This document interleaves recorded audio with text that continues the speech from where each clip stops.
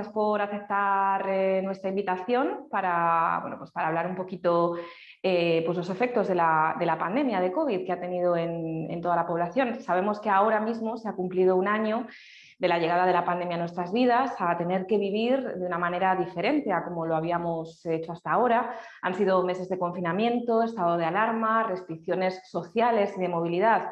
En fin, ¿cómo nos ha afectado, nos está afectando todo esto a los españoles? Bueno, en múltiples niveles, ¿no? Como sociedad en general nos afecta desde el punto de vista sanitario, desde el punto de vista social, desde el punto de vista económico. Entonces, es una interrelación de factores que hacen muy complejo el cómo afrontamos en el día a día, ¿no? En primer lugar, nos ha cambiado los hábitos porque obligatoriamente hemos tenido que renunciar a una forma de funcionar, de trabajar, de vivir, de socializar, que era la que a la que estábamos acostumbrados y con la que estábamos relativamente cómodos como sociedad, ¿no?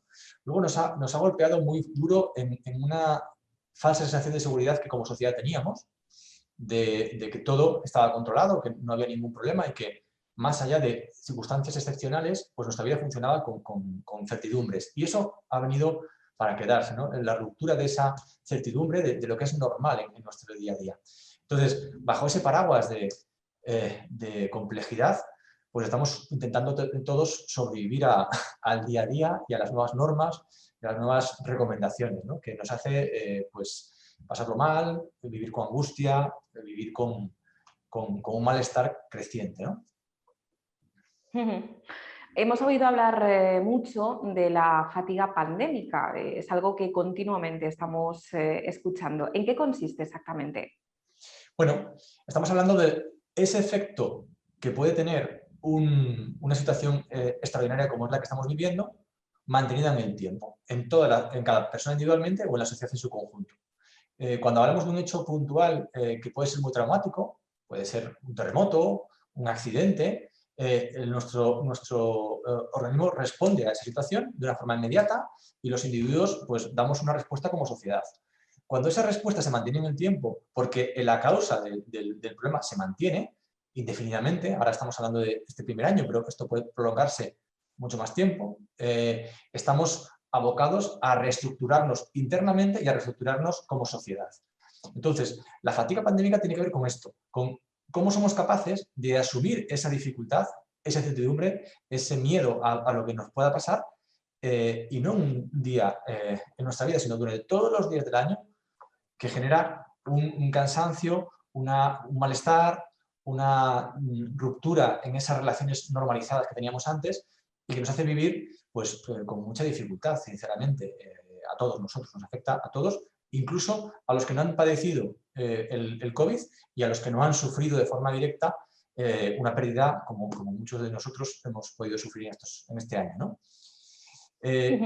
También habría que hablar del efecto que tiene ese concepto de fatiga en el personal asistencial específicamente, ¿no? Porque el personal asistencial sufre todo esto como un individuo más el plus de atender a gente que potencialmente está contagiada. Y esa sensación de estoy atendiendo a gente potencialmente contagiada es una carga mental tremenda. Entonces, en el personal sanitario ese efecto es pues muy difícil de contrarrestar, ¿no? Entonces, quizá lo que nos ha dado luz en estos meses recientes ha sido las vacunas, el personal sanitario, que ahí sí que se ha visto cómo han reducido un poco esa tensión interna de enfrentarse al día a día una vez están con toda la vacunación completa. No se ha resuelto, pero por lo menos se ha reducido esa tensión y al final llevamos con un nivel de estrés y de sobrecarga de trabajo física y mental y emocional enorme. Entonces, a eso nos estamos refiriendo.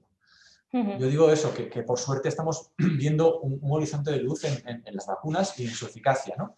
Entonces, por ahí es donde tenemos que centrarnos, en pensar en que estamos en una fase progresiva de resolución, que aún es muy pronto, pero que a lo largo de este año vamos a poder vivir en otro contexto. ¿Cuáles son los trastornos que ustedes, los psiquiatras, han visto en la población con mayor frecuencia en estos meses? Bueno, habría que diferenciar dos cosas. Las respuestas normales, no patológicas, a este estresor tan intenso, tan constante, que estamos hablando de pues, respuestas de ansiedad, de insomnio, respuestas de malestar en general, que tienen que ver con cómo nos reestructuramos ante estas limitaciones. La mayor parte de nosotros vamos a ser capaces de dar una respuesta que no requiere una intervención especializada. Aunque pasemos malos días, aunque estemos más enfadados, aunque durmamos peor, pero estamos hablando de una respuesta adaptativa a una situación inesperada. Y como se sostiene en el tiempo, pues esa respuesta se tiene que ir readaptando y es compleja. Y en segundo lugar están las respuestas no adaptativas, que esas tienen que ver con lo que ya podemos catalogar como diagnósticos psicológicos o psiquiátricos. No van a ser la mayoría, estamos hablando de un porcentaje pequeño de la población, pero creo que es un porcentaje pequeño de toda la población, con lo cual es muchísimas personas afectadas. Entonces, ahí sí que estamos hablando de trastornos de ansiedad, de depresiones, y cuando hay pérdidas o cuando hay afectación de nuestra salud de forma grave, como puede ser pues, una hospitalización o un aislamiento intenso, ahí estamos hablando de trastorno por estrés postraumático o sus correlatos relacionados, ¿vale? Entonces, esos tres grupos de patologías, ansiedad, depresión y trastorno por estrés postraumático son los más evidentes. Y luego hay un tercer bloque que serían pacientes ya con antecedentes psiquiátricos o con diagnósticos previos o con seguimientos psiquiátricos o psicológicos que ven agravado su patología por el efecto de la pandemia, ¿no? Ahí vemos pues un agravamiento en esos mismos síntomas que hemos detectado, ¿no? Pues cuadros de ansiedad, cuadros depresivos, fobias que se disparan en los pacientes ya conocidos y que agravan pues, su patología previa. Comentaba, doctor, cómo ha afectado en este caso la pandemia a las personas que ya tenían un trastorno mental. Sí queríamos saber desde la profesión qué respuesta se le ha dado a estas enfermedades, si ha tenido que ser distintas, si se ha adaptado protocolos de otra manera. Sí, aquí ha habido una revolución en la atención a todos los niveles, a nivel ambulatorio, a nivel hospitalario, a nivel residencial, ¿no?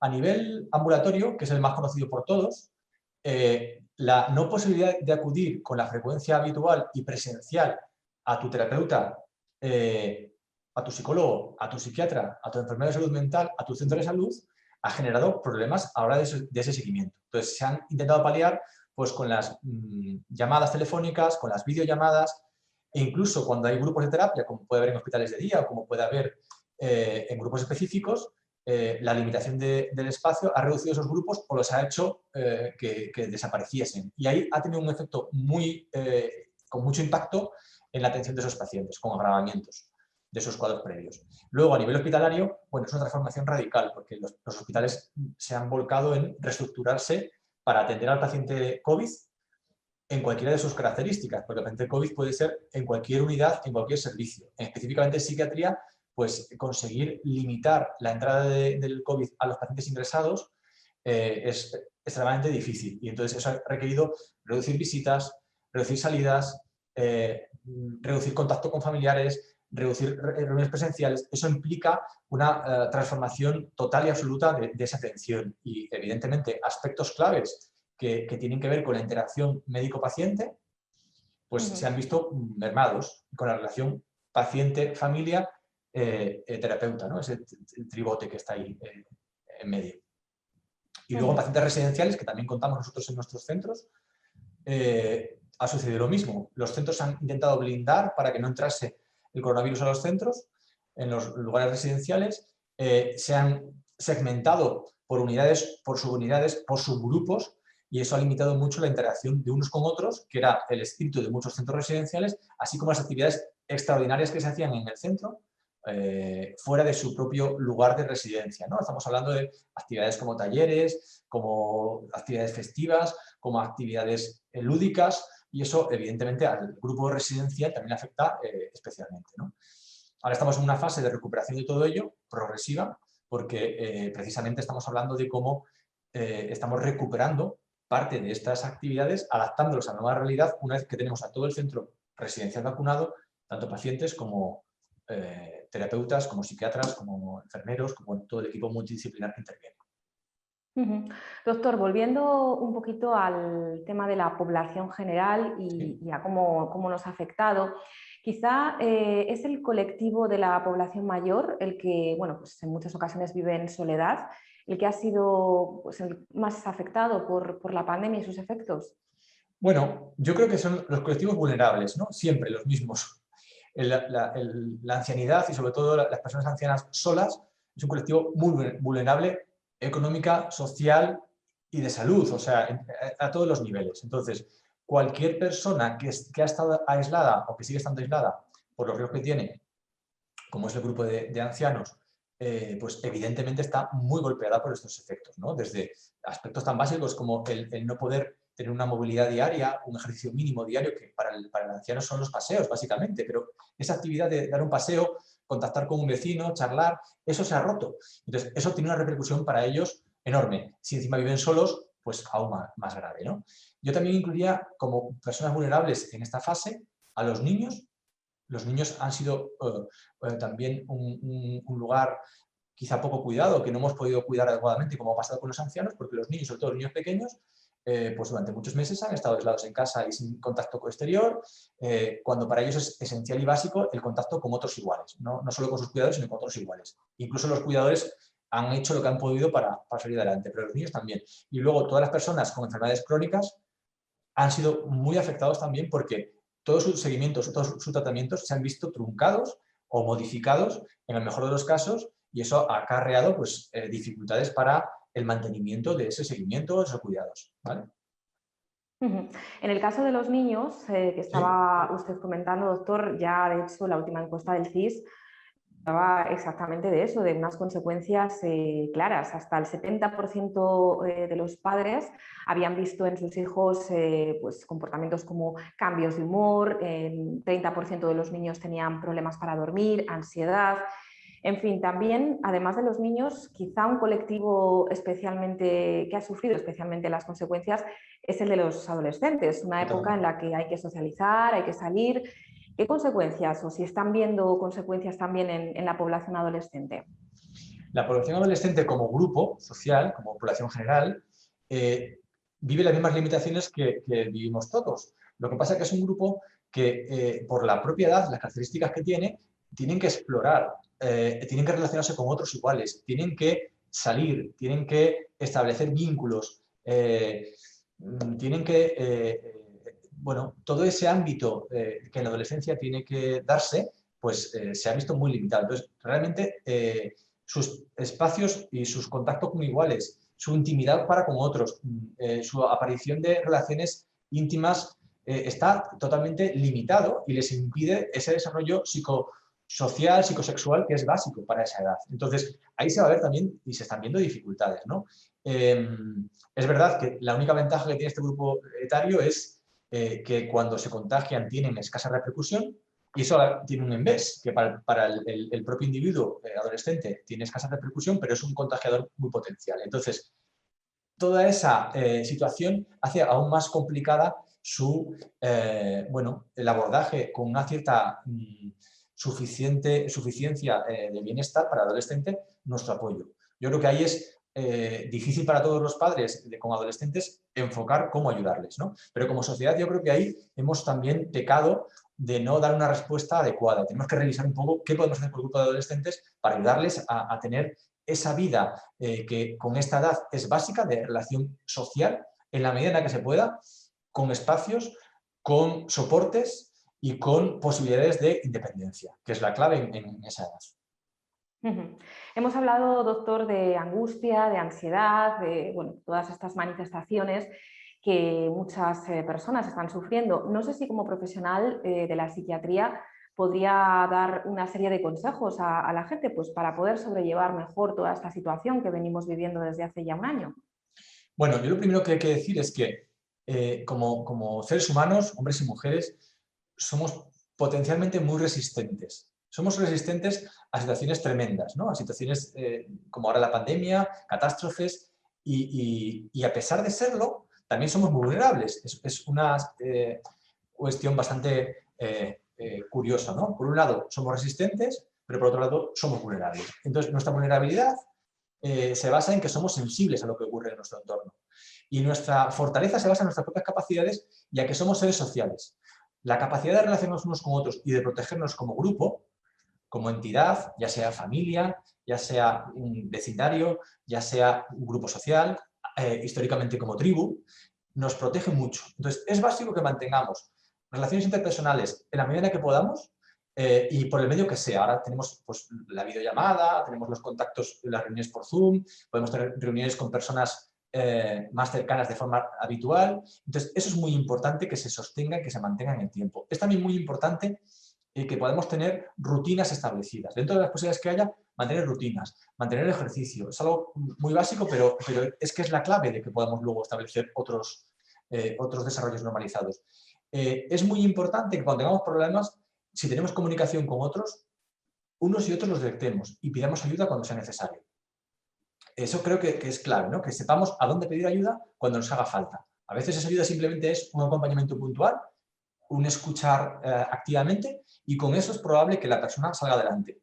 Pero otras veces, cuando de verdad esa ayuda se muestra insuficiente, cuando la problemática que surge es más grave, pues para eso están los expertos, para intentar ayudar a dar una solución más específica a esa problemática, ¿no? Entonces, ahí sí que es importante, en España, que tenemos un servicio de salud pública muy potente, a pesar de que ahora está pues, en una situación de mucho estrés, el médico de cabecera es el que vehicula estas problemáticas cuando necesita un especialista, ya sea un psiquiatra o un psicólogo clínico. Entonces, por ahí es cuando tenemos que también que buscar esa ayuda cuando nos sobrepasa o vemos que la circunstancia está especialmente agravada. Lo que está claro, doctor, por lo que estamos comentando, es que la especialidad de psiquiatría está sufriendo especialmente las consecuencias de esta pandemia. Sí, el nivel de estrés al que está sometido todo los servicios públicos de asistencia sanitaria pues es elevadísima y privados también, claro. En ese sentido, los psiquiatras no somos ajenos a todo lo que está sucediendo y estamos viendo cómo el efecto que ha tenido durante todo este año, que al principio estamos fijándonos más en todo el aspecto físico, en el cuidado de una enfermedad tan grave, está teniendo repercusiones psicológicas o psiquiátricas, ¿no? Como queramos llamarlas, en nuestra salud mental. Entonces, ahí vamos a tener que intervenir los psiquiatras, los psicólogos clínicos y todos los equipos multidisciplinares para intentar ayudar a la gente que por ahí tiene esas dificultades, ¿no?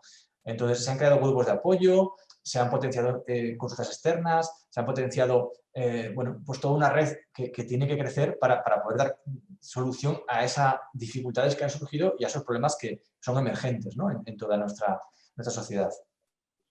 Por un ejemplo, yo creo que ahora mismo hay una emergencia clara con problemas de alimentación. Hay un problema se ha disparado, ¿no? Los problemas de alimentación en adolescentes y en adultos y se ha disparado la atención a pacientes adolescentes que requieren ingresos hospitalarios psiquiátricos, algo tan infrecuente hasta hace unos años y que cada vez es más frecuente esa necesidad, ¿no? Es un ejemplo así muy concreto, pero que es que lo estamos viendo todos los días, ¿no? Entonces, los equipos estamos un poco sobrepasados con esa gravedad de lo que nos llega, porque otro efecto de la pandemia es que en las derivaciones y en los tratamientos que se hacen específicos nos encontramos casos muy graves y los casos más leves no acaban de llegar, precisamente porque lo que empuja es lo más grave, ¿no? Igual que pasa con la COVID, cuando tienes un paciente activo que está muy mal, lo que empuja hacia arriba es la gravedad, pero todo lo que está por debajo, que no es tan grave a priori, pues no está bien atendido porque no damos abasto. Entonces, esto nos está pasando también en salud mental. Entonces, eso también tiene sus repercusiones a medio y largo plazo. Esperemos que por ahí pues demos respuesta como sociedad. Esto que comentaba es notorio porque lo hemos estado viendo sobre todo con los pacientes de cáncer que han sufrido también de las consecuencias pues, de todo este retraso diagnóstico, Sí. de pruebas, consultas y demás. Es una auténtica pena. Doctor, ya para finalizar, sí me gustaría hablar un poquito de la profesión. Sabemos que la Organización Mundial de la Salud ya ha advertido, ¿no?, de la escasa inversión que hay en salud mental por parte de los sistemas sanitarios de todo el mundo. ¿Qué opina? ¿Cómo cree que está la profesión en este momento? Bueno, en primer lugar, vivimos en un país con un sistema sanitario público y eso nos hace tener una fortaleza tremenda. Comparativamente con otros países del mundo, estamos en una gran ventaja. Eso no quita que tiene sus debilidades y que ahora mismo están apareciendo, porque lo que es indudable es que cuando el sistema se tensiona, todos los espacios donde está menos hilado, menos hilvanado la solución a los problemas, pues saltan, ¿no? Entonces, hay que hacer una apuesta franca por la atención primaria en este país. Hay que dedicar mucho más dinero a atención primaria. para que esto permita que el paciente sea bien atendido al nivel más bajo y más directo que la sanidad puede aportar. Cuando hablamos de nivel especializado, que estamos hablando de la psiquiatría en concreto, también es importante que la atención directa comunitaria sea potenciada. Para eso necesitamos inversión, necesitamos más personal y más medios, más estructuras, ¿no? Entonces, en este momento se ha intentado solucionar, pues como se ha podido, ¿no? A lo largo de este año, haciendo bueno, transformaciones de todos los hospitales y de los servicios para dar respuesta como mejor hemos podido. Pero hay que hacer una apuesta real, una decidida, en este caso por la psiquiatría, por la salud mental, para que en un plazo medio se haga un plan de salud mental a nivel nacional y que se pueda aplicar para que crezcan los servicios en función de la necesidad que se ha detectado, que marquemos indicadores, que marquemos objetivos y que marquemos una estrategia a 4, 5, 10 años para poder esto desarrollarlo adecuadamente. Me parece esencial en ese sentido que cuente con los profesionales y que, de verdad, la inversión en salud es así, es una inversión, no es un gasto. La sociedad requiere replantearse esto y hacer una inversión, un crecimiento en el servicio, una consolidación del mismo para que a medio plazo nuestra sociedad sea una sociedad más sana, más segura y que entre todos construyamos una sociedad mejor. Pues, doctor Álvaro Pico, director médico y psiquiatra de la Clínica San Juan de Dios de Madrid, muchísimas gracias por atender a Farmamarket. Gracias a ustedes.